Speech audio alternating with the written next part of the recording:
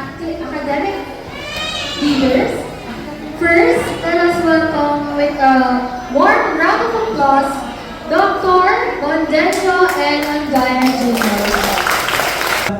Nights like this or these afternoons reminds us that we're not going through it alone.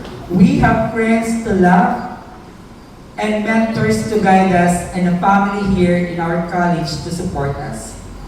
As future pharmacists, your role extends beyond dispensing medicine. You are called to be advocates of health, ambassadors of compassion, and guardians of life.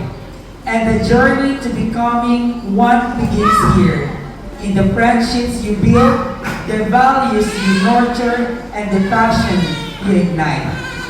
The path you have chosen, pharmacy, is not an easy one. It requires discipline, sacrifice, and resilience.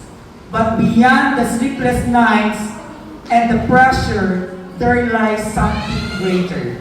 The honor and privilege of becoming a healer, a servant of humanity, and a future guardian of health. That is what makes each of you truly remarkable. As we celebrate this evening, I encourage you to look around. The people beside you are not just your classmates. They are your future colleagues, your support systems, and maybe even lifelong friends. The bonds you create today will be your anchor through your challenges and your source of strength in moments of doubt.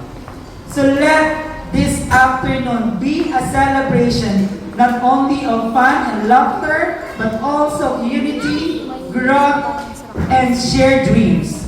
Dance, sing, and laugh. But also remember that this is the beginning of something bigger, a journey we take together as one college of pharmacy. May this event strengthen our sense of family, inspire us to keep pushing forward, and remind us that in this college, no one walks alone. Thank you, and on behalf of the administration of CICOSAT for embracing the College of Pharmacy of CICOSAT Colleges. Bring it on, soar high, and realize and actualize your dreams.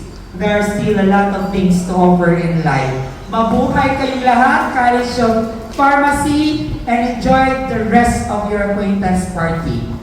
Truly unforgettable. Thank you so much, Dr.